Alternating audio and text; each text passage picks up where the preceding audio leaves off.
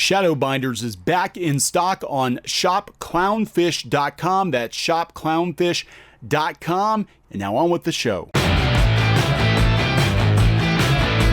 MCU confirmed.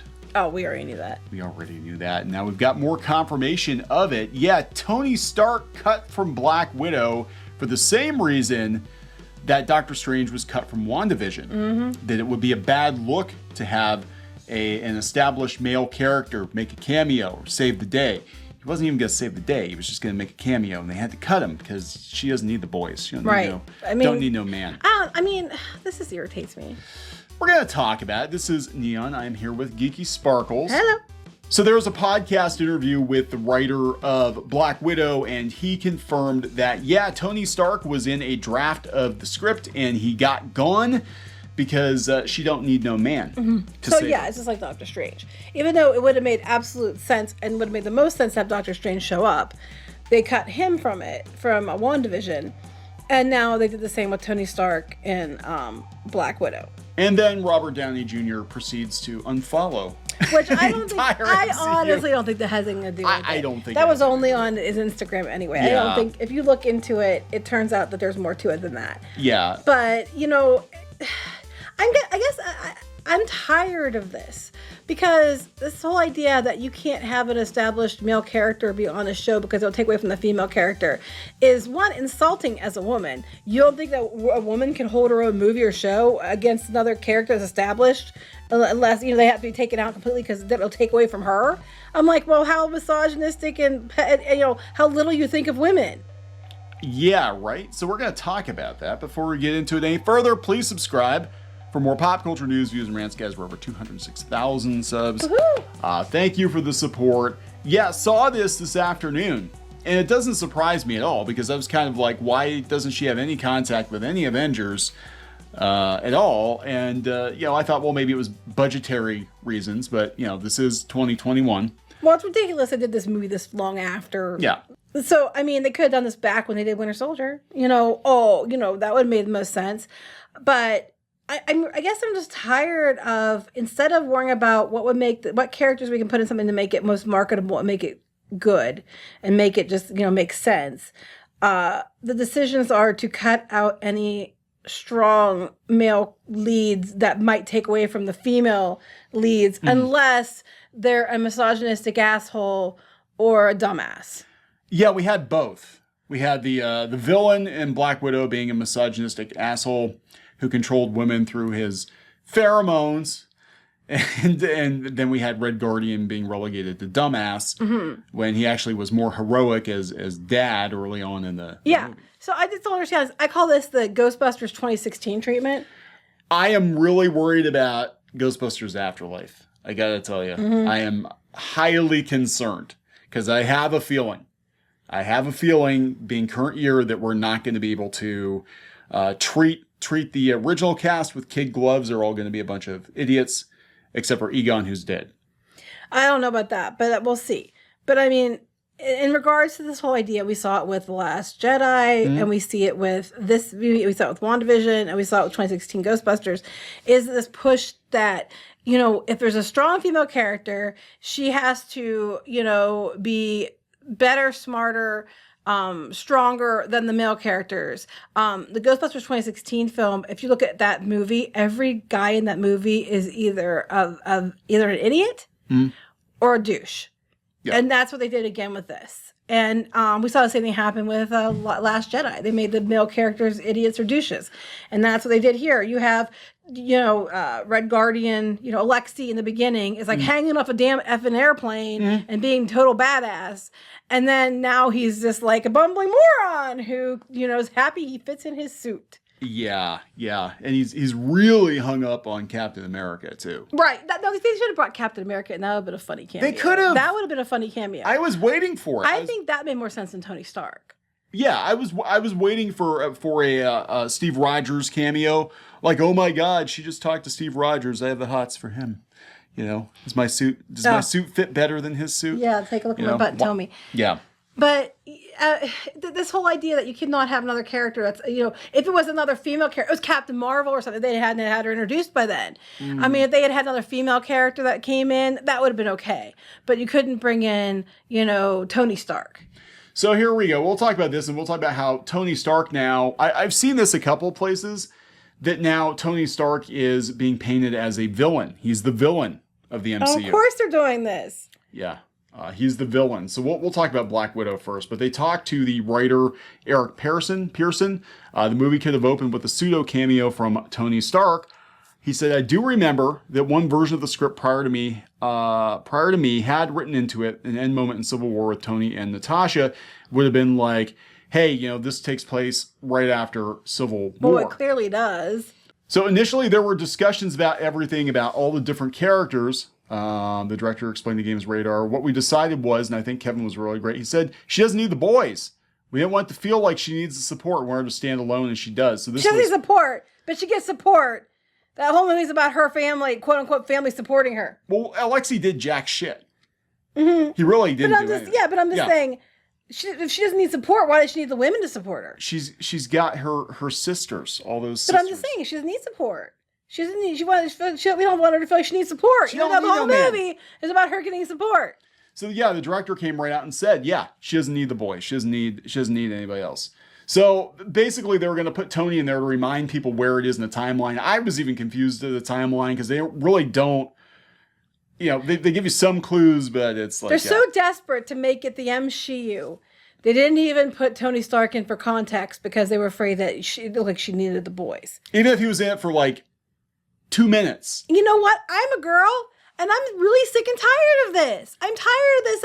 You have to make sure that it's all about the strong women, and they can't have men. I'm tired of that. They do have men. They have to somehow make them less than to make them, so they could be on. They can't be on even footing. The women always have to be so much superior in some way, and it's stupid. In the real world. There are men that, are every bit as good, if not better than me. There are women who are every bit as good, not better than some men. And it's steel sharpens steel. I don't care if you've got, what you got in your pants. Well, at this point, I think they're trying to memory hole the OG MCU Well, good stars. luck with that. That's all I got to say. Except for Thor, because he's a fat dumbass now. Well, no, he's back to being, he's really in shape in this next one. Okay, so he's going to be like, a hot dumbass. He's one, probably. They said he's funnier in this one than he was in Ragnarok. No, we know, right? As funny as he was in Ghostbusters 2016. That's what I'm thinking. I'm like, oh my God, they're going to make him like, and then Jane Foster's going to have to school him on how to be Thor because he's too busy playing Fortnite. Mm-hmm. Oh my God, this could be a disaster. Anyway, now they're trying to villainize Tony Stark too. I have seen multiple articles talking about how Tony Stark is actually the villain, the biggest villain of the MCU. Why? Okay, so in Iron Man 1, Stark's sudden change of business plans causes his second in command to go rogue in an attempt to keep Stark Industries profitable. So it's his fault that his second in command went rogue, right? Iron Man 2, the Stark family's shady history with previous co-workers is what brings Whiplash out of Russian retirement, while Stark's competitive nature with Justin Hammer is what keeps the weapons creator going.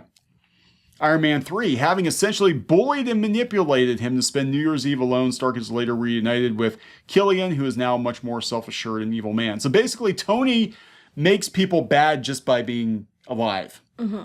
It's all his fault. It's all his fault. Avengers Age of Ultron, the movie's titular hero, was literally created by Stark and Banner, to be fair, when an attempt to build a protective AI system goes awry. I'll give you that one.